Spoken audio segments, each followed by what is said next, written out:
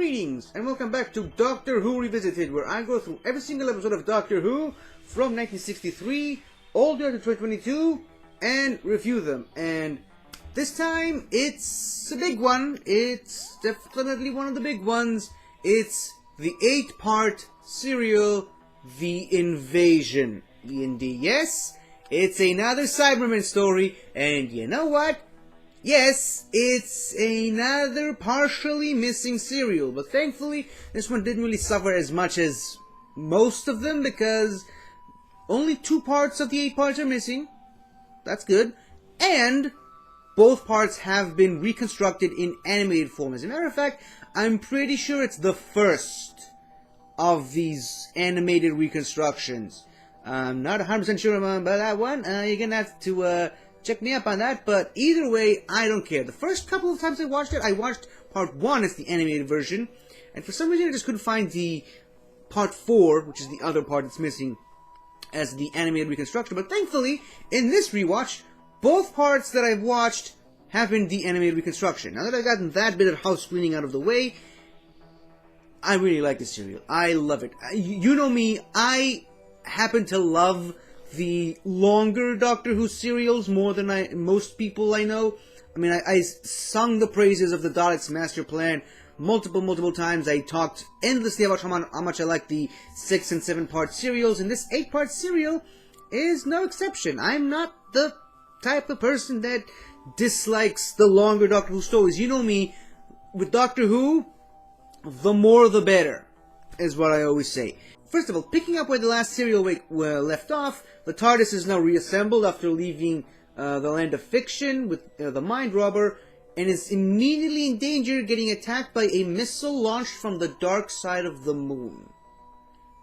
What a great way to start a serial, am I right? And not just that, this being a 8-part serial means that you gotta start big. And I think that this is something that the Daleks' master plan also did masterfully, pun not intended, but this is a really good follow-up to that. Immediately put the characters in danger, and then simmer down and let the rest of the plot take place. And I love that they landed in this open field. And here's something we've never seen before and won't see again until the Matt Smith era. The TARDIS can just turn invisible. Which, great way to camouflage it.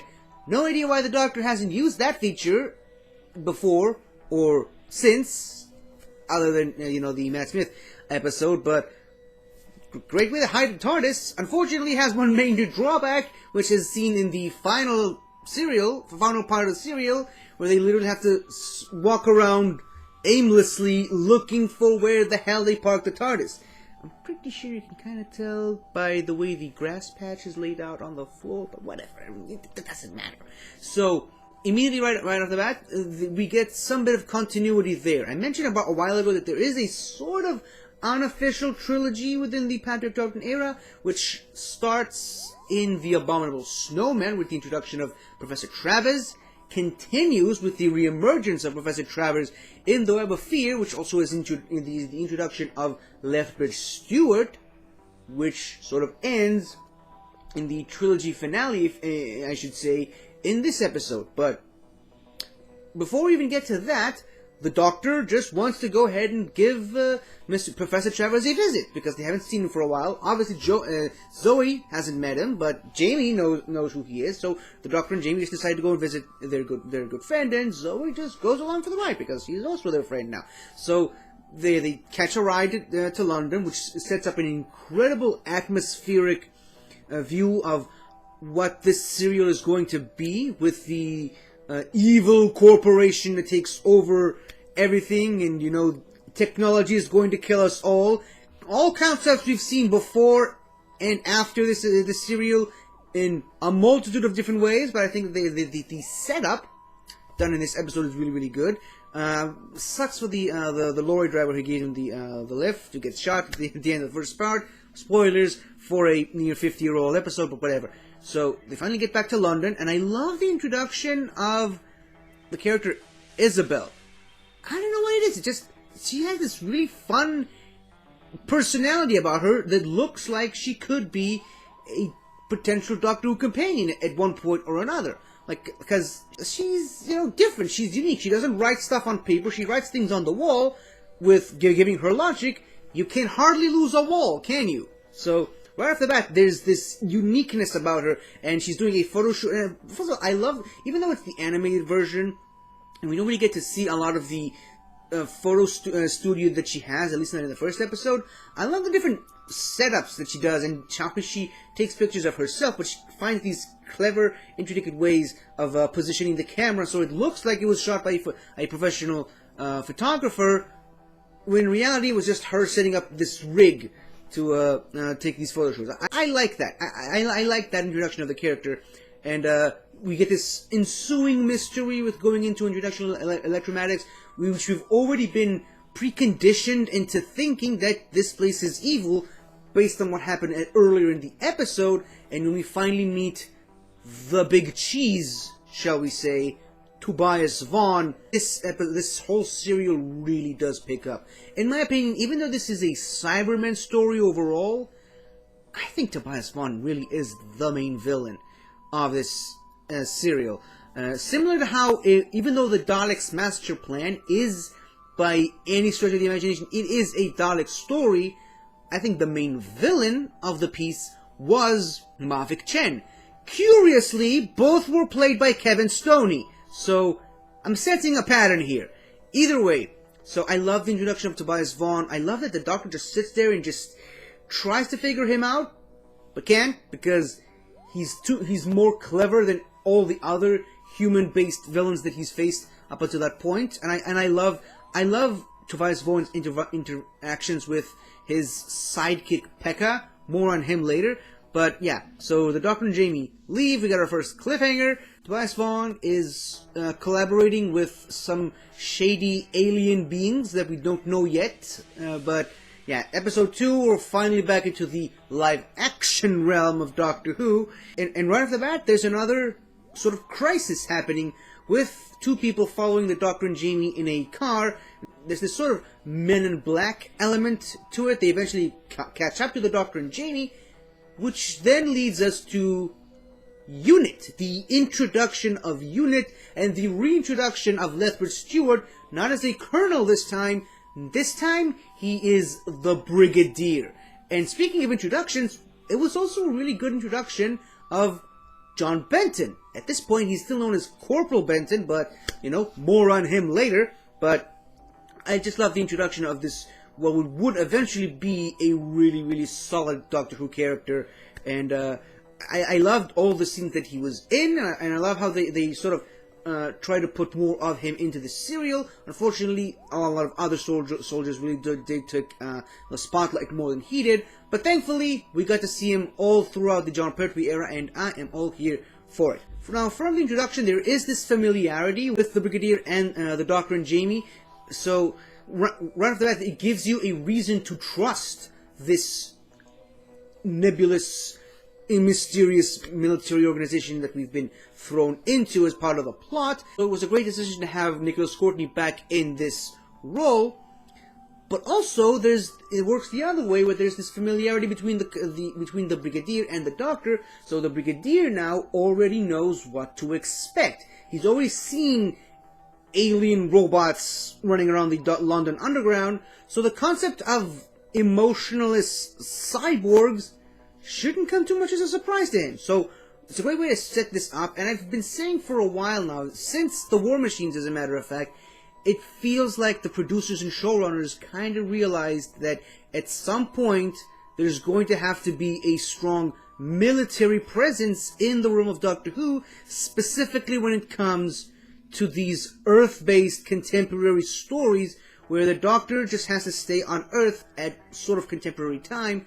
He's gonna need some backup taking down all these alien invaders. So right off the bat, the girls feel like that the guys have been gone for far too long. They go to International Electromatics to try and save them. And now we get to some of the negatives that I have with this serial, is that more often than not, it feels like Zoe and Isabel are mainly just there to get captured or to be in danger. And then the Doctor and all these military guys just have to go and save them. And personally, I don't like that. I mean, I understand it is the 60s and the way people viewed female characters in sci-fi shows at that time, but either way, Zoe, by this point especially, has already shown that she's a much better character than just to be relegated into this. Now, that's all I'm going to say about this matter for now, because this is going to come up several different times now. But also, on that note, it was an interesting way of giving Wendy Panbury and Sally Falonker, I hope I'm pronouncing that name correctly, some time off the serial, because they were captured, they were hostages by International Electromagnetic, and they were effectively missing in action for like two episodes of the serial, which, you know, it's a great way of writing around actors' schedules and vacation time, so I can't really fault them too much for doing that. Unfortunately, once we get to actually rescue the girls again, it kind of happens in the Another Missing episode, which is an animated reconstruction, but whatever. And I love the cliffhanger that leads into that animated episode of Jamie and the Doctor having to hide in those tomb-like things when Jamie notices there's something alive in there, so it already sets up the idea that there's more to the story than you realize, even more so than just the International Electromagnetics and the CEO of the company is in communication with some mysterious anonymous force. Also, leading up to that, I love the continued interactions between Jamie and Pekka. I just love the antagonistic level that these two characters have about how they keep trying to one-up each other. I really like Pekka as a straight-up henchman role, and I love that moment where Pekka is escorting the Doctor and Jamie to a car. Jamie walks into the car, gets out from one door, and enters the seat next to the driver's seat, and just gives Pekka this smirky look. I just love that about Jamie. I love Jamie as a character so much. But that aside, I do say that I do think that there's something to be said about the Doctor and Jamie always having to keep coming back to International Electromagnetics, and then escaping, and then coming back, and then escaping again, and coming back, and then escaping again. Feels a bit repetitive. There's some moments that I could have done without, but in a way it sort of helps to emphasize the point of International Electromagnetics being the main setting and the main villains as they were in this Cybermen story, where it kind of makes the Cybermen feel a little bit like the Cybermen are the secondary villains in their own story, but whatever. Speaking of which, the Cybermen finally show up in episode 4 of this 8-part serial, which means that for about half the serial, they were kind of gone. I mean, there was the illusion that they were there, but really they only fully show up, and you finally realize that it's a Cybermen story by episode 4. And even then, they don't really show up that much, aside from the obvious scene where they burst out of the sewers and start walking around the city of London, running around in front of St. Paul's Cathedral, a scene that was so iconic that Stephen Moffat recreated it in Dark Water. But other than that, here's really where this episode kind of divulges from where the Web of Fear was. In the Web of Fear, we do get a lot of scenes of the military, which wasn't UNIT yet at the time, the military fighting against the Yetis. We get soldiers running around in the streets firing at these Yeti robots and getting their butts kicked as a result. But in this serial, there really aren't that many scenes of soldiers versus UNIT. There's even a scene where they're going to rescue Professor Watkins, and we don't even get to see that. We just get to hear about it from one disgruntled employee describing 30 men, and they didn't stand a chance and whatever. So there's a lot of stuff that was cut out of the episode, which I can only assume was done for budgetary reasons, because I suppose whenever you bring the military into this, you're gonna need to pull a lot of resources into that. So they were trying to be as careful with the incredibly tiny budget as they could at the time. But I think, not counting the stuff we didn't see, the stuff we did see, I think, was really, really well made. One other negative I can say about the story is, while I do admire the attempt made by having Zoe and Isabel go on their own to take pictures of the Cybermen to try and prove to the Brigadier that he's wrong and that women can get things done, I don't think it was executed as well. And let me just say my point here. So the Brigadier naturally, I would say, belittles them and saying that they can't do it because they're women, which they, rightfully so, are angry about and are outraged by, and they want to go ahead and do it regardless to prove to the Brigadier that they can do it, but in doing so, they put themselves in danger, which forces the men to go back and save them, and one of them actually dies, and at the end, they don't even get the pictures that they needed. So this whole attempt at feminism was kind of misplaced. Trying to prove the men wrong, what they really did was they proved them right, in a way. But again, I appreciate the attempt. I just wish it would have been made a lot better, is all I'm going to say. It's unfortunate that later in the serial, Jamie gets shot in the leg and is forced to leave the serial. But while it gave Jamie some time off the serial, I think it gives Zoe a lot of time to shine in a way of how she was able to calculate how was the proper way to attack the Cybermen with those missiles. And again, I think it goes back into what I said about the moon base and the wheels in space, and just like, there's only a few Cybermen at first, and then there's like hundreds of them, which, you know, it's a repeating theme with the Cybermen, especially in the classic black and white era, but I think it was used to good effect with this storyline of Zoe being able to calculate how to properly attack them. So I can't really fault them for that. It really highlights Zoe as a character, and I really like that. Even though Zoe is not one of my favorite companions, I think she has moments like this that really show why she's a great character. Overall, though, I'd say this entire serial was really well made. It's great to see the Cybermen again. I love the redesign of the Cybermen, which more or less became the official look of the Cybermen going forward.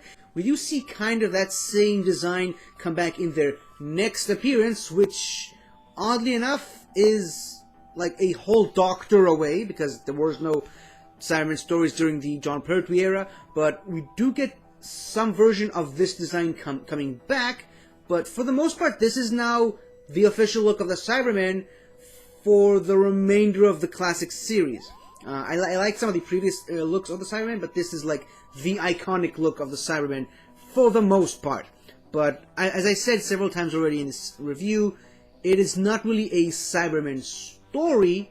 In a way, this story really serves to highlight UNIT. This is a UNIT showcase through and through. The Cybermen just happen to be the monster of the week chosen to exemplify this story. Like, they needed a villain to fight, and I guess the Cybermen were just as good of a antagonist as any. I guess the producers and the showrunners, they wanted to bring UNIT into the Doctor Who mythos, and they needed a really good classic villain to do so, and since the Daleks are still on their hiatus, the Cybermen were still very much available. And I think they showed off UNIT perfectly. I love the way that they did it, and in a way, like I said, it is not a Cybermen story, it's more of a showcase of UNIT. The main villain is Tobias Vaughn, which I think Kevin Stoney nails. And I love his interaction with Pekka. I love Pekka's seemingly incompetence, but he does have some moments of competence. But for the most part, whenever the Doctor and Jamie are concerned, he's just the bumbling buffoon, but whenever anything else is concerned, he's a threat. He's definitely a threat to anyone not named the Doctor or Jamie McCrimmon, but really, like I said, he's really just the henchman, the enforcer of Tobias Vaughn, one of the best straight-up human villains in Doctor Who overall, especially in the classic series, which is kind of helped a lot by the fact that he looks almost exactly like Benjamin Netanyahu. Like, seriously, when I watched this episode for the first time, I was like, how did they get Netanyahu as the villain of the Doctor Who episode in the 60s? Like, I mean, it works, I'll give him that, but how? But you know, that bit of politics aside, Kevin Stoney does a wonderful job. He's even more menacing than the Cybermen at times, and you can kind of tell that even the Cybermen themselves are a bit weary of this person in this whole situation. But overall, like I said, it's a really good serial. The Cybermen just happen to take part in it. And yeah, this is the last time we're going to see the Cybermen for quite some time. But yeah, they will come back eventually. So that's all I have to say for now. I love the invasion, and it's definitely one of those great Patrick Troughton stories, and a great introduction of Unit, the Brigadier properly this time, and Benton. So yeah, that's it for now. And now we're back to the traditional way of ending the serial with just having the TARDIS dematerialize. We don't get a hint as to where the TARDIS is going next, but you know what? That's kind of part of the fun. So, yeah, thank you for watching if you have, and I will see you some other time. Goodbye.